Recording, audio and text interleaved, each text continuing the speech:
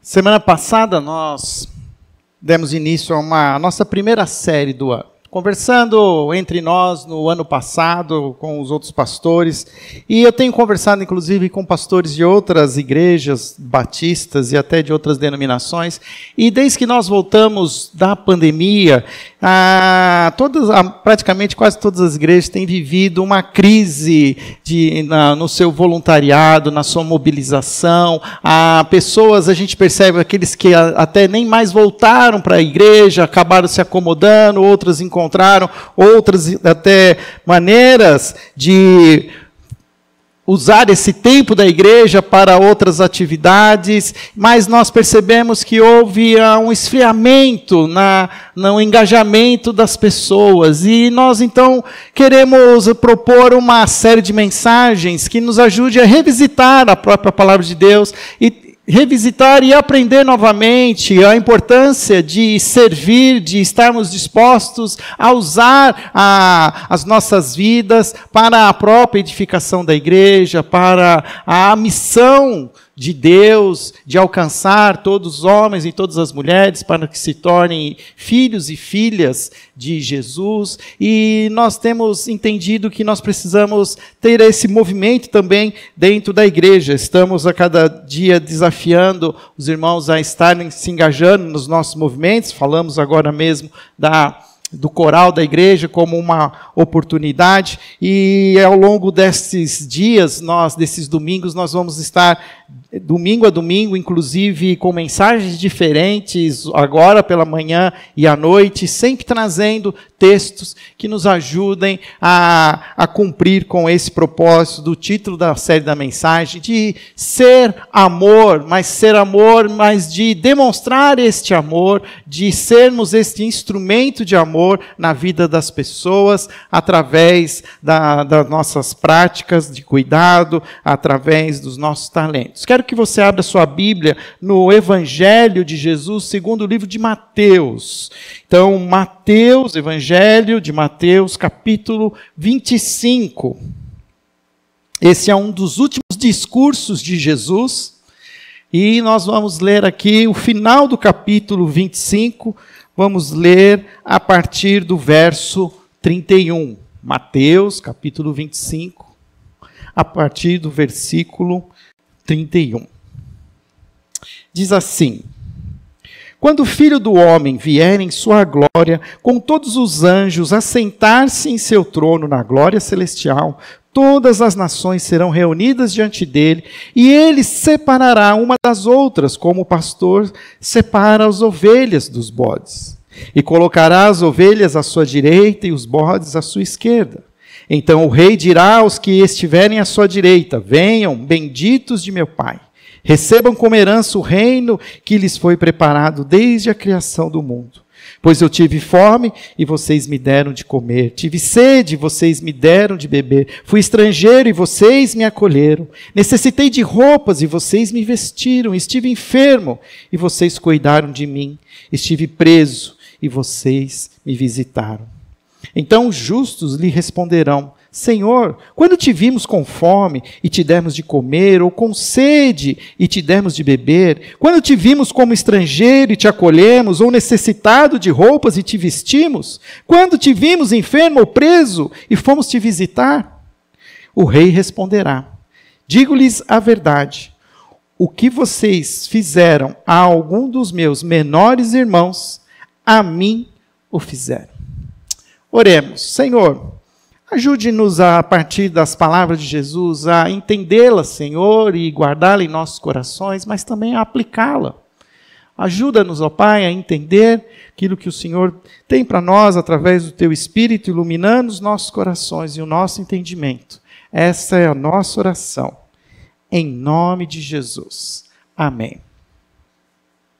Ontem estava assistindo aos diversos noticiários que nós temos na TV, e uma das notícias me chamou muito a atenção, é que ontem foi inaugurada uma ponte numa cidade no Rio Grande do Sul, chamada Nova Roma do Sul, uma ponte que havia sido destruída nas enchentes que ocorreram no final do ano passado, ali entre aquelas cidades no Vale do Guaíba, e inundou, e uma ponte, que era uma ponte até muito bonita, até ponto de visitação, mas era a única ponte que ligava a cidade de Nova Roma do Sul, a Farroupilha, e que dava acesso. As pessoas, então, tinham que ou passar com uma balsa, ou passar de barco, estava muito precário. E o que aconteceu? Menos de 5 meses depois, a ponte foi reconstruída. Mas onde está o destaque da notícia? É que a ponte foi reconstruída com financiamento comunitário.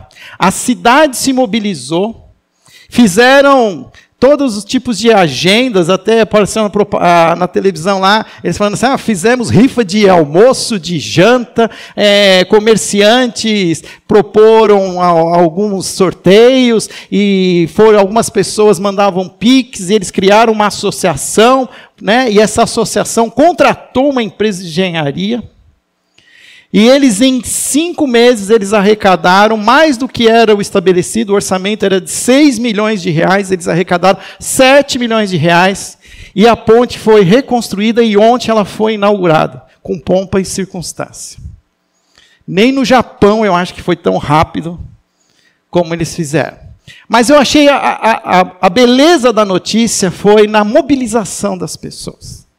As pessoas se sentiram parte do problema e estamos como parte da solução. Nem todas tinham todas as condições, eles também não saberiam construir aquela ponte, eles precisariam buscar pessoas que tinham conhecimento, que teriam ali a instrumentalidade, mas fizeram, não se acharam derrotados. O governo federal incluiu a construção de uma nova ponte dentro de um programa para benefício das... Mas isso ainda está sendo levantado, quantificado.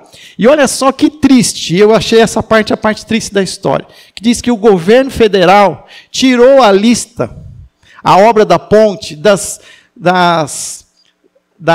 obras emergenciais. Ou seja, eles resolveram, então não precisa mais de nós.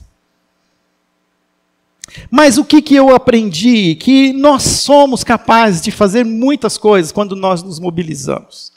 Muitas vezes nós olhamos para algumas situações, olhamos para algumas necessidades, olhamos para situações que nos deixam incomodados e até irritados, e falamos assim, não tem ninguém, mas quem não tem uma pessoa fazer isso? Cadê o prefeito dessa cidade? Quando você passa num buraco e bate com o seu carro, amassa aquela sua roda, e aí você pensa assim, cadê o prefeito dessa cidade que não pôs? Não, às vezes eu passo em um lugar e falo assim, faz tempo que o prefeito não passa por aqui, né? Precisa trazer o prefeito para conhecer.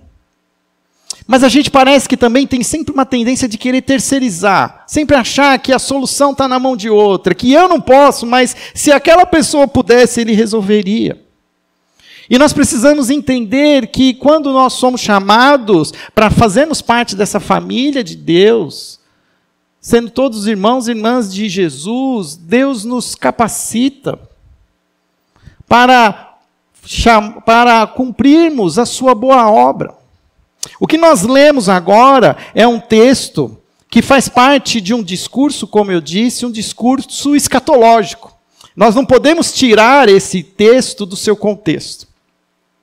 O que Jesus está falando aqui tem a ver com um discurso escatológico. Escatológico significa aquilo que vai acontecer no fim de tudo, a doutrina da revelação das últimas coisas. Porque no capítulo 24, os seus discípulos perguntam para Jesus como é que as coisas vão terminar. Jesus está falando que aquele templo em Jerusalém não vai ficar de pé. E Jesus começa a dar alguns insights de coisas que vão acontecer futuramente. Os seus discípulos então chamaram Jesus, senta aqui Jesus, conta para nós o que vai acontecer no futuro.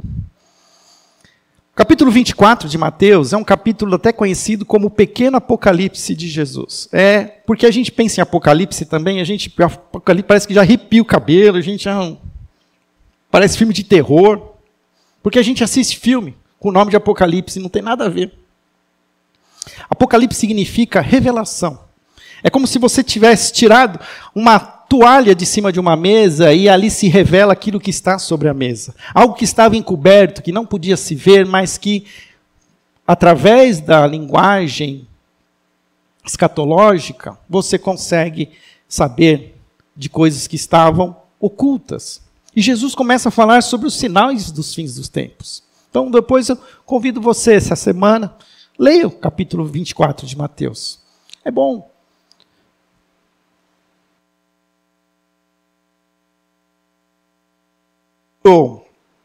Quando Jesus vai, então, para o final do capítulo 24, ele fala da sua volta, que ele vai voltar, ele vai subir aos céus, mas ele voltará. Ele voltará não mais como um servo para morrer, mas ele voltará como um grande rei, ungido e pronto para fazer a justiça daquilo que ainda não se foi feito justiça, que todas as injustiças serão julgadas e definitivamente haverá justiça na terra, quando Jesus voltar. Agora essa justiça é uma justiça que vai alcançar todos, alcançar os bons e os maus, alcançarão os filhos, mas também aqueles que não se quiseram se tornar os filhos. Será feito um grande julgamento sobre toda a terra. E quando Jesus está falando sobre isso, ele fala que o dia e a hora serão desconhecidos. E volta e meia alguém me mostra alguma notícia e fala assim, o que você acha disso, pastor? Eu falo assim, olha, eu fico com as palavras de Jesus, vigiai e orai. Fique esperto e continue orando.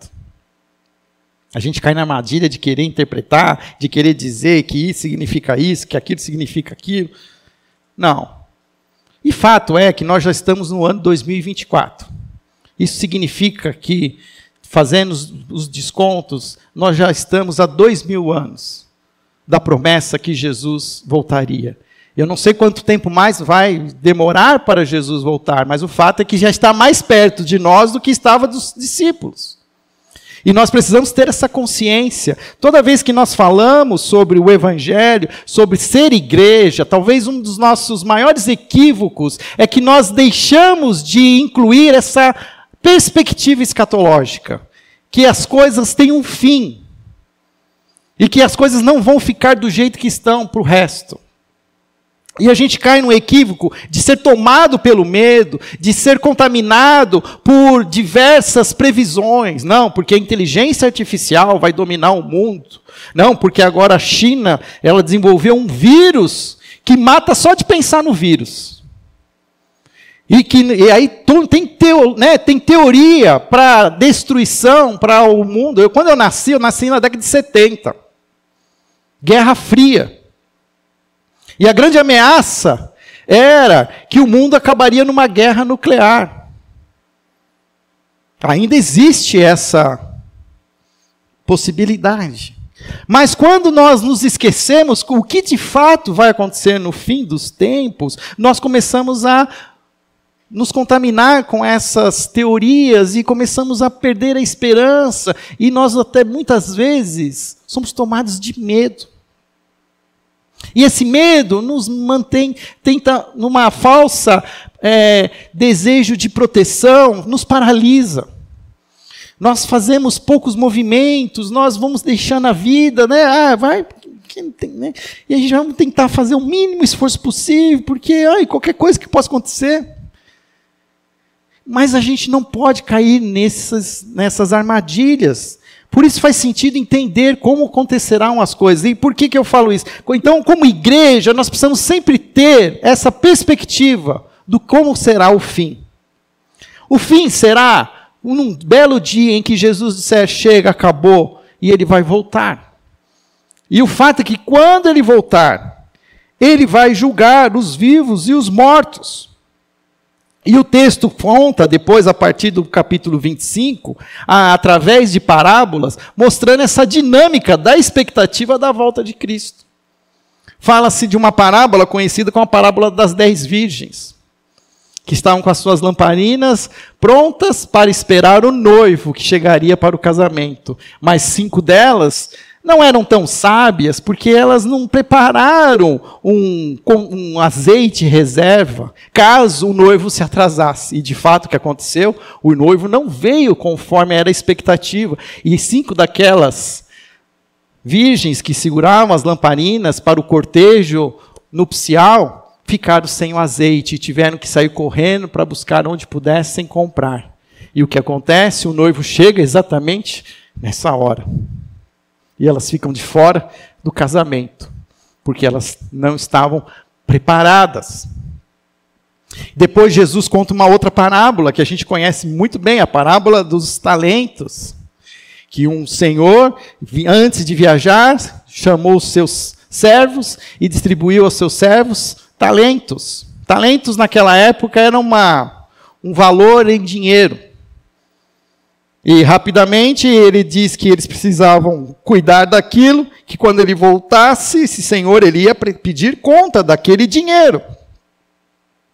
E nós temos na parábola 3 descrições de servos que foram, então, prestar conta a esse senhor, e o primeiro tinha 10 talentos, e ele conseguiu fazer com que esses 10 talentos se multiplicassem em outros 10 talentos. E o servo diz: servo bom e fiel, foste fiel no pouco, sobre o muito te colocarei. E abençoa aquele servo. E vem um outro que tinha recebido menos talentos. Mas ele também duplica. Traz um retorno de 100%. E chega naquele depois que tinha 1 talento. E ele vai lá e devolve 1 talento de volta. O Senhor não gosta. O Senhor fica irado. E qual foi a justificativa daquele servo? Senhor, eu te conheço. Eu sei que és um Senhor severo, que cobra, que exige. E eu fiquei com medo de perder. Então eu guardei em segurança, para não perder, porque eu sabia que quando você voltasse, eu podia devolver inteirinho aqui para ti. Mas o Senhor não se agradou desse comportamento. E aplicou sobre ele um juízo, fez com que ele perdesse, inclusive, aquele talento. E o expulsou da sua presença. E depois dessa parábola, então Jesus conta essa outra, que alguns comentaristas também entendem que é uma parábola, que como está se referindo à própria volta de Cristo, quando Jesus julgará as nações e fará a separação entre os bodes e as ovelhas, e a gente gosta disso, né? A gente que é legalista, a gente fica até pensando quem vai ser os bodes, quem vai ser as ovelhas, a gente se acha lá nas ovelhas, né? Aí quem a gente não gosta, a gente já pensa ele lá entre os bodes, fala a verdade. A gente gosta disso. Porque esse é o grande pecado do ser humano. Quando comeu do fruto do conhecimento do bem e do mal. Quer ser Deus, quer fazer o que é de Deus. Porque Deus, em seu pleno conhecimento, Ele tem capacidade de julgar. Nós nunca seremos capazes, nós não fomos chamados para julgar. E parece que nós amamos, o nosso grande pecado, o pecado de todo homem e mulher, é achar que a gente sabe alguma coisa. E que a gente tem capacidade para discernir o bem e o mal. Quando, na verdade, nós fomos chamados para amar. Por isso a nossa série tem essa ideia, ser amor. É a ideia de resgatar o princípio. Nós somos chamados para amar. Agora, se eu ponho o chapéu de juiz, eu escolho quem eu quero amar. Verdade ou mentira? Eu escolho, eu falo assim, não, eu não vou ajudar essa pessoa, porque eu conheço a história dessa pessoa. Não, e aí você já sabe o que vai acontecer, então fala assim, não, eu não vou fazer. Mas esse nunca foi o nosso chamado.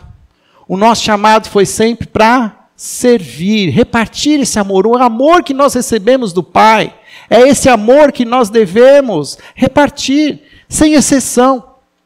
E quando nós chegamos no texto, nós vemos aqui o que alguns comentaristas, inclusive, chamam, que Jesus presta conta com aquelas pessoas sobre as suas obras de misericórdia ou os seus gestos de compaixão em favor dos desamparados. E ele chega e ele começa então a dizer assim, olha, versículo 34, então o rei dirá aos que estiverem à sua direita, ele separou, ele tem condição de saber, aqueles que cumpriram com o seu chamado, recebam como herança o reino que lhes foi preparado, desde a criação do mundo, pois eu tive fome, e vocês me deram de comer, tive sede, e vocês me deram de beber, fui estrangeiro, e vocês me acolheram. Necessitei de roupas, e vocês me vestiram. Estive enfermo, e vocês cuidaram de mim. Estive preso, e vocês me visitaram. Algumas lições preciosas que nós podemos aprender com essa palavra de Jesus. O que Jesus está cobrando dos seus discípulos são coisas simples. O que significa isso? São gestos de compaixões que não exigem de nós grandes feitos. Dar de comer a alguém que tem fome não é uma coisa difícil. Dar de beber para alguém que tem sede também não é. Por mais que haja uma crise de água, mas a gente tem água e a gente temos água para dar para quem tiver sede. Vestir alguém que está sem roupa, acolher um estrangeiro, um expatriado, são coisas que qualquer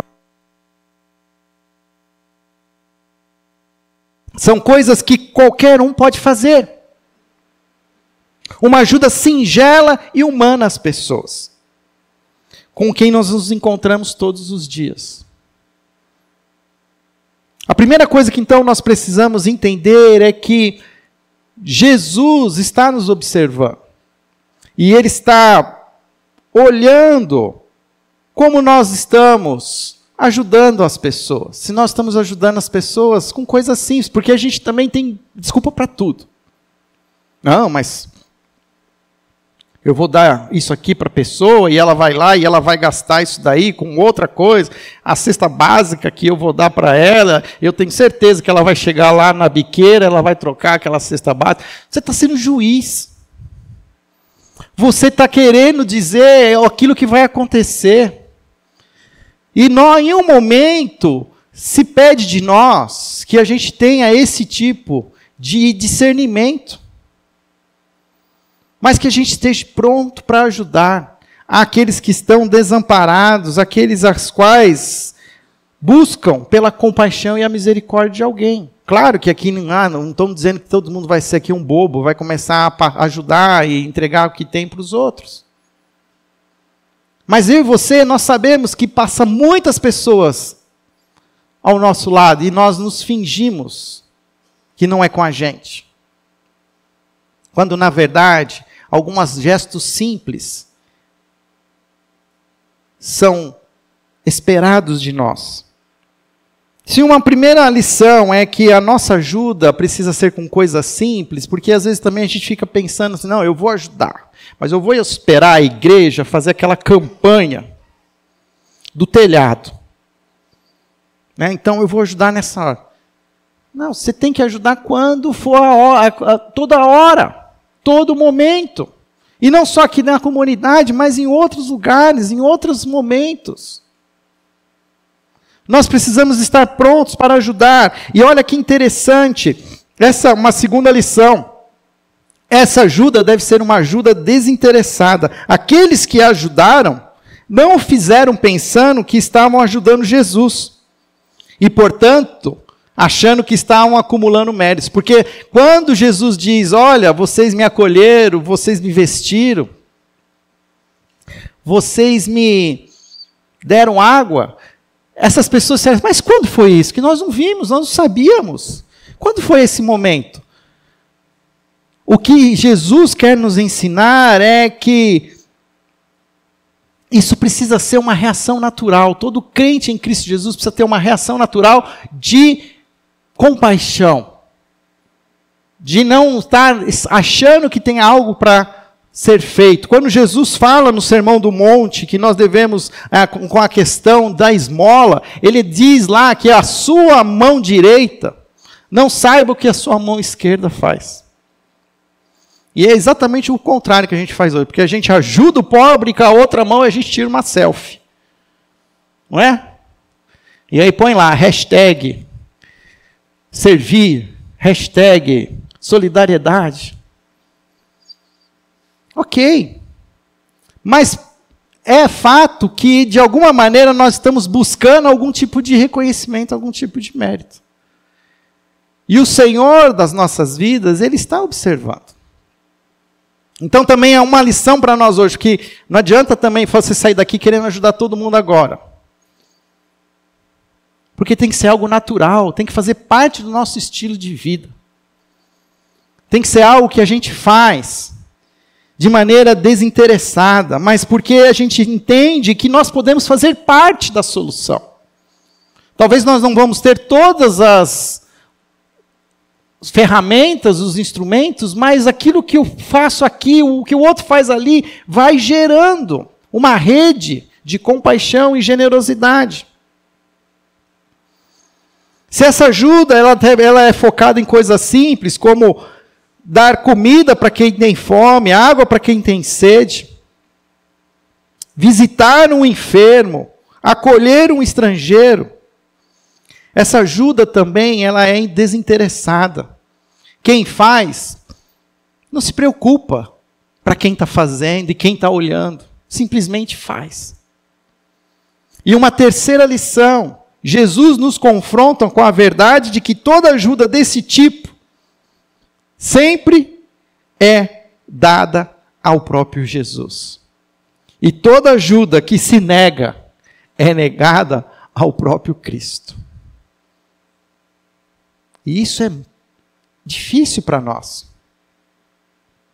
Porque quantas vezes nós recuamos e não queremos ajudar, porque a gente sabe alguma coisa e diz isso aqui não vou fazer, porque a pessoa não merece. E você merece? Você é o santo.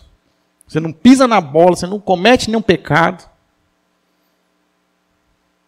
Faz 10 anos que você não se arrepende de nada. Todos somos pecadores. Aqueles que caminham com Jesus e são os seus discípulos, entendem que são chamados a servir, a repartir esse amor. E esse amor de formas diferentes. A cada situação, em cada contexto, nós vamos entender que nós podemos fazer alguma coisa. E como igreja de Jesus, nós somos chamados para suprir as necessidades daqueles que estão ao nosso redor. Independente se existem programas sociais, independente se existem autoridades políticas que com as suas políticas e com os seus orçamentos também podem atender. Mas existem aquelas situações do cotidiano, do dia a dia. Um dia desses eu desci aqui para Guanabara, eu fui na faculdade, tem uma faculdade teológica batista aqui numa praça, no Guanabara. E sempre tem ali alguns rapazes querendo cuidar dos carros. E eu já fui para lá sabendo assim, eu vou ter que achar um lugar, eu vou ver, você vai ver, eu pensando comigo, eu vou achar um lugar e esse lugar vai ter um cara querendo depois que eu dê um dinheiro para ele. Só que ultimamente está difícil ter dinheiro no meu bolso. Eu falo para o patrão, ó, eu não tenho dinheiro, tenho crédito. Mas enfim, eu fui, fiz o que eu precisava fazer na faculdade. Quando eu voltei, lá estava ele. Um rapaz, um morador de rua. E eu fui bem sincero com ele. Falei assim, olha, não tenho dinheiro para te dar. Eu vim aqui na faculdade teológica, conversar aqui. Né? Aí ele falou assim, você foi lá? Tem uns caras que chegam lá, uns caras que estacionam aqui, que vão lá, que são ruins, hein? Ó, ele começou. Os caras nem falam com você, ele fala assim. Os caras te ignoram. Eu falei, é mesmo? É. E não é isso que Jesus ensinou, não é? É. Como você se chama? E ele falou o nome dele lá. Eu sei que eu fiquei com ele lá uns 10 minutos, nós conversamos, eu até parei, sentei na praça, conversei com ele, nós oramos, abracei ele. Eu não dei dinheiro, mas eu dei o que eu tinha, a bênção. E falei, olha, que Deus te abençoe, né? Se cuida, vê se você, né, toma o seu rumo. E confie em Jesus todo o seu coração, porque o fato é que essas pessoas, por incrível que pareça, elas são mais crentes que muito crente. Porque elas passam em tanta necessidade, elas estão tão expostas a tantas situações, e muitas vezes por consequência das suas próprias práticas, mas por estarem assim tão desamparadas, o único amparo que eles têm é o amparo de Deus, o espiritual, e eles recorrem a esse Deus. O fato é que a gente às vezes é tão cheio de recursos, que a gente apela para Deus depois que tudo acaba. Quem é mais crente? Quem é que busca em primeiro lugar? A Deus. Então, queridos, eu não estou dizendo também que a gente vai sair por aí dando dinheiro à torta à direita para as pessoas. Mas existem pessoas hoje que precisam ser acolhidas, que precisam ser ouvidas, que precisam ter ali uns 5 minutos que você senta com ela, com um copo de água que você refresca a sede dessa pessoa. Você a ouve e faz o que todo bom crente sabe fazer, uma boa oração, pedindo ao Senhor que abençoe aquela pessoa. Coisa simples. Mas a gente se justifica. Eu não consigo, eu não tenho tempo, eu não posso. Estou ocupado, estou com pressa. Não tenho dinheiro, só tenho crédito. Não faço Pix. Né? A gente tem desculpa para tudo. E nós precisamos entender, quando estamos falando dessa série de mensagens, o que eu quero que nós como igreja, nós possamos ser homens e mulheres que estejam dispostos a servir. Mais do que servir na nossa igreja, a gente vai falar bastante sobre isso, sobre áreas que nós queremos engajamento, mas que nós possamos também servir aonde nós estamos, no nosso contexto. Quando nós aprendemos a generosidade que ajuda as pessoas nas coisas simples e de maneira desinteressada, nós também conheceremos a alegria de ajudar o próprio Cristo. Os justos fazem a vontade de Deus conforme é ensinada por Jesus e demonstram mais claramente estes atos de amor. E aqui é bom a gente enfatizar, Jesus não está ensinando que as boas obras é uma maneira de você entrar no reino dos céus. Na verdade, nós já estudamos, e o pastor Rodrigo falou sobre esse texto semana passada, Efésios 2, 8 e 10 diz assim, que nós somos salvos pela graça. Que isso não é mediante as nossas obras, mas é pela graça de Deus, pela fé. Para que ninguém se orgulhe, porque ganhou alguma coisa pela sua prática. Não é uma recompensa pelas práticas das boas obras, mas ele diz, mas que na verdade nós já fomos comprados e somos vistos como obras-primas, transformados por Jesus Cristo, a fim de realizar as boas obras que ele de antemão preparou para nós. Sabe aquela velha pergunta que a gente faz, Senhor, qual é a sua vontade? A vontade de Deus é que você sirva a Ele. Que você pratique o Evangelho, não só de falar, mas com as suas ações, no dia a dia. Eu creio que em nossas igrejas existe aquilo que eu estou chamando a neurose do medo de Deus.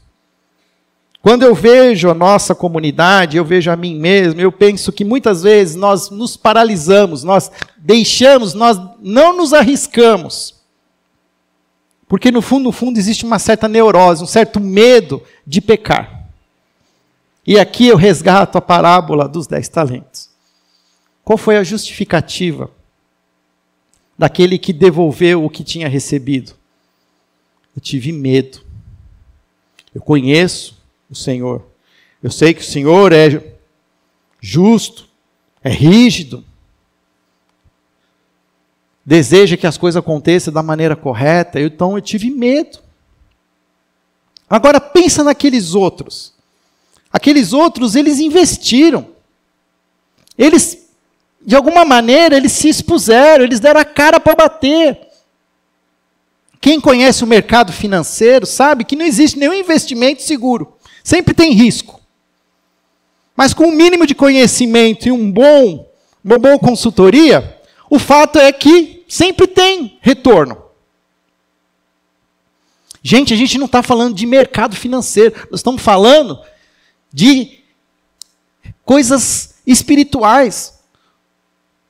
Nós estamos falando com aquele que é dono de todos os recursos, que tem todo o poder nos céus e na terra. Você acha que ele está preocupado em economizar?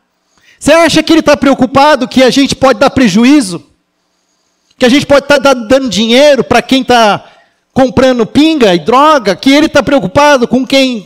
Ele não está preocupado. Ele quer que a gente invista. Ele quer que a gente ame, que a gente se entregue, que a gente dê as nossas roupas, dê a nossa comida, dê a nossa casa. Façam, amem.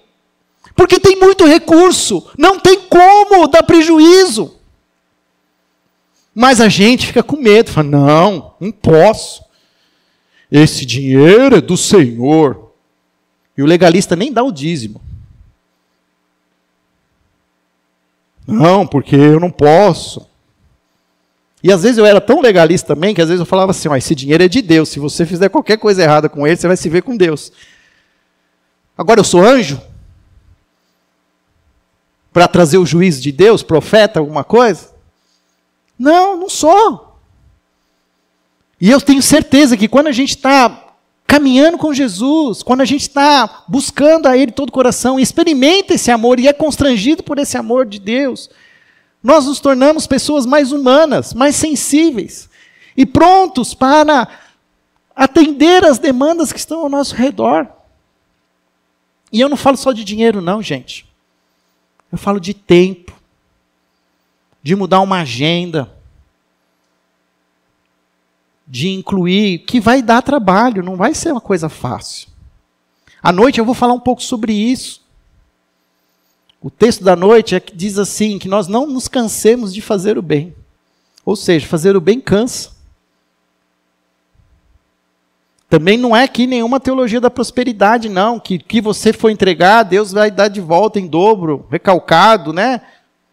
Isso não é garantia nenhuma. Mas que existe